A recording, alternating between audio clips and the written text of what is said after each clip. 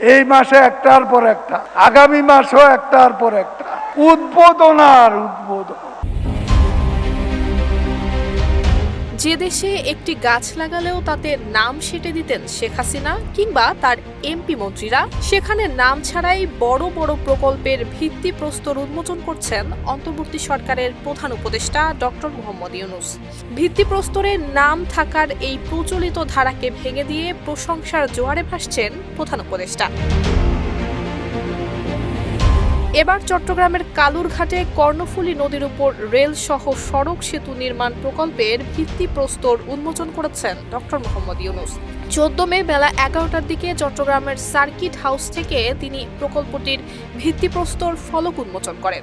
তবে উন্মোচিত ফলকে কোথাও নাম উল্লেখ নেই প্রধান উপদেষ্টার। ব্যক্তিগত স্বীকৃতির চেয়ে জনগণের কল্যাণকে প্রাধান্য দেওয়ার এই বিষয়টিকে ইতিবাচক হিসেবেই দেখছেন অনেকেই। বিষয়টি নিয়ে রেলওয়ে পূর্বাঞ্চলের মহাব্যবস্থাপক মোহাম্মদ সুবক্তগিন বলেন, ফলকে কারো নাম না লিখতে তারা নির্দেশনা পেয়েছিলেন, সেভাবেই এই ফলক তৈরি হয়েছে।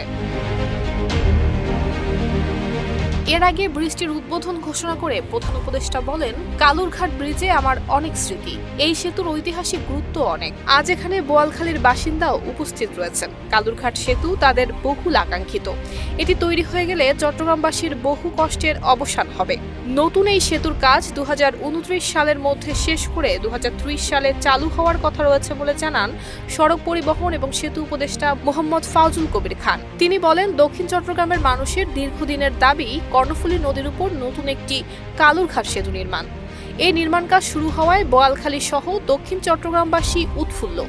এখন যে সেতুটি আছে 1931 সালে সেটি নির্মাণ করা হয়। যদি এর মেয়াদকাল 80 বছরও ধরা হয়, তবে 2011 সালে এর মেয়াদ শেষ হয়ে গেছে বলে জানান তিনি। এদিকে এই সংক্রান্ত ছবি এবং খবর প্রকাশিত হওয়ার পর সচেতন মহল এবং সামাজিক যোগাযোগ মাধ্যমে প্রশংসার জোয়ার বইছে। অনেকে বলছে, এ ধরনের নজির অতীতে কোনো সরকার দেখাতে পারেনি। এটা একটা নতুন ধারা সৃষ্টি করেছে। নুসরাত জাহান মেহেক, ঢাকা পোস্ট।